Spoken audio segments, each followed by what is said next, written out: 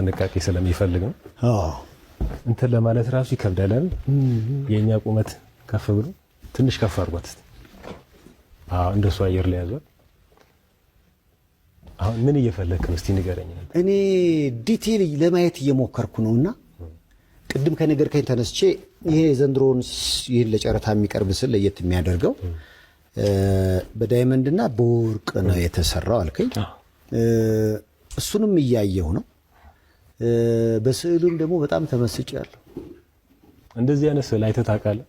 ካሁን በፊት አይቼ አላውቅም። ምክንያቱም የእመቤታችን ስዕል ብዙ ጊዜ ከለቅሶ ጋር ይቻላል። ያ ይመስለኛል ለየት የሚያደርገው። አዎ በእርግጥ አንደኛ እሱ ነው። ሁለተኛ ከጀርባው ያለው የክርስቶስ መስቀል ነው። ይሄ የሚወርዱ ደሙ እንግዲህ የደሙ ደርቆ ነው የምታየው። በጣም ተሰብራ ነው እዚህ ጋር ያለው ሀሳቧ ማለት ነው። ማለት ስሜቷ በጣም የምትወደው ልጇ ወዳጇ እንግዲህ ከመስቀል ላይ ካወረዱት በኋላ ወደ መቃብር የወሰዱበት ታይም ላይ ነው ያለችው። 7 የብርሃን መላእክቶች መጥተው ሊያጽናኗት ሞክረዋል። አባቷ ቅዱስ ዳዊት መጥቶ ሊያጽናናት ሞክሯል። ግን እሷ ልትጽናና አልቻለችም።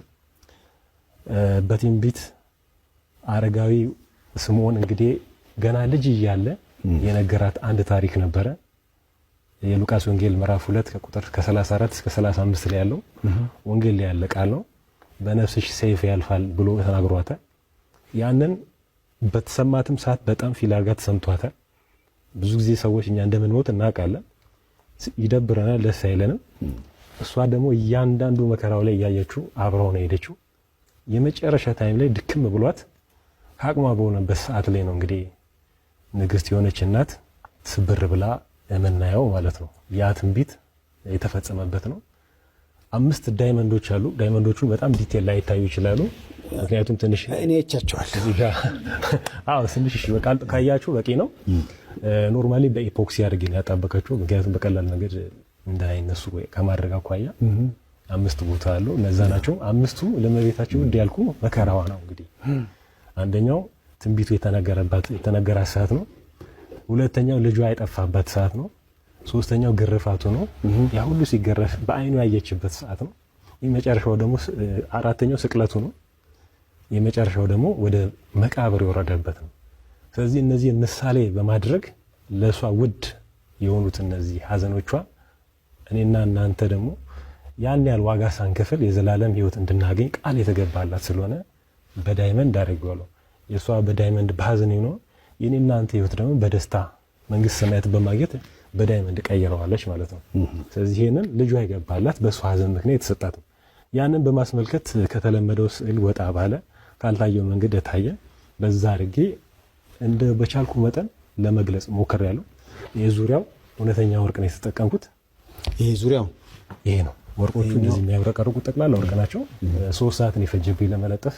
በጣም ወገቤን አሞኛል እና ይሄ ነው የሚመስለው። እንግዲህ ያው እንዳልኩ ምንም ነገር ምንም ባደርግ እኔ ግራ የገባኝ ያኔ በጨረታ በተካሄደበት ሰዓት በጣም ሊከበሩ የሚገባቸው ቲክቶክ ላይ ተጽዕኖ ፈጣሪዎች እነ እህቶቼ በተለይ ሮሚ፣ ሳራና መማር እንደ ተስፋ ሌሎቹም ያኔም ቀጣይ በአልማዝ ወይ በዳይመንድ እንጠብቃለን ብለው እንደ ቀልድ አውርተው ነበር።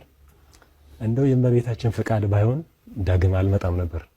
እኔ ወጥቼ ነበር የራሴን ቢዝነስ ሰራ ሞክሬ ነበር። ግን እሷ የፈለገችው ነገር ስላለ ይሄን እድል ሰጣኝ። ይሄን እንድሰራ አድርጎኛል። የኔ ፍቃድ ሳይሆን የሷ የልጇ ፍቃድ ነውና ሀዘኗ ሀዘናችን ነው። መጋቢት 20 ከ8 ሰዓት እስከ 12 ሰዓት ተገኝተን እያወደስናት ለተሳሰቡም ዓላማ የምንችለውን ነገር ለማድረግ ሞክራለሁ። ይሄ ነው የሚመስለው። እንግዲህ እንዴት ታገኛችሁ?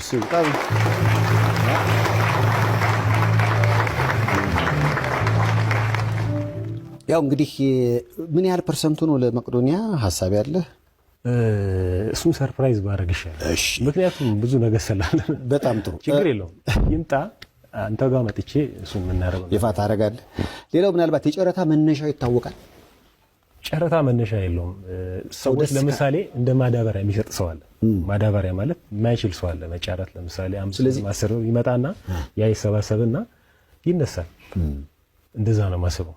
አንዳንዶች ሊጠይቁ ይችላሉ። ለምሳሌ አሁን ወርቁን ግድ የለም በዛ አይነት መንገድ ነው ያገኘው ሊባል ይችላል።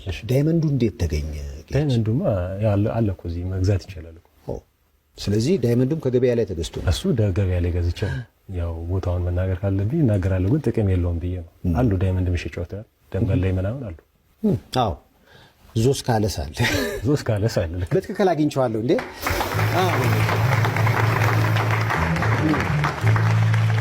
ያው ዓላማና ግቡ በጣም ደስ ይላል።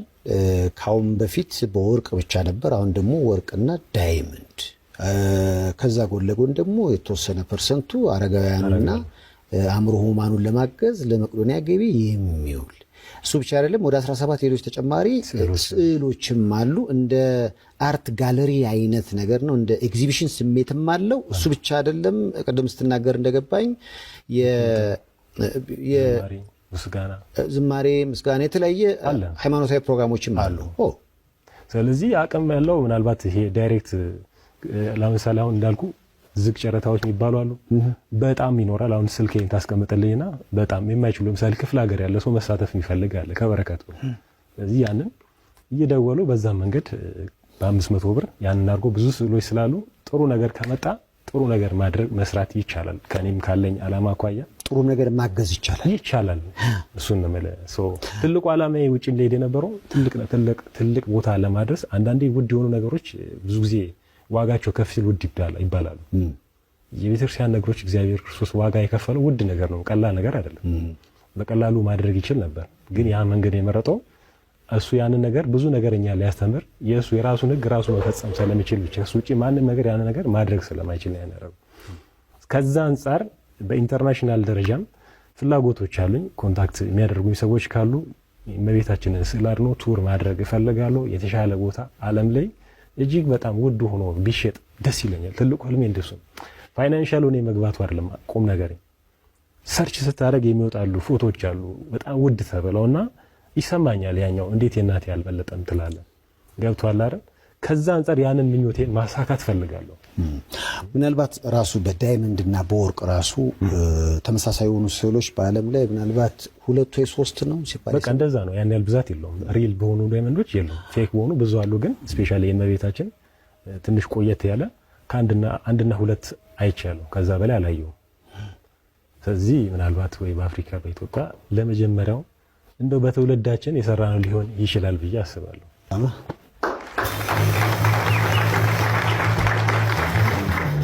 ያው እንግዲህ መጋቢት 20 ዝግጁ ናችሁ? ይህ ጨረታ መጋቢት 20 በዮድ አቢሲኒያ ነው የሚደረገው። ለየት ያለ ዝግጅት አለ። በፊልም ተውኔትና በስዕሎቹ የምታውቁት ሰዓሊ ጌጅ አሁን ደግሞ ይህንን ለየት ያለ ስዕል ይዞ መጥቷል። ዓላማና ግቡ በጣም ደስ ይላል።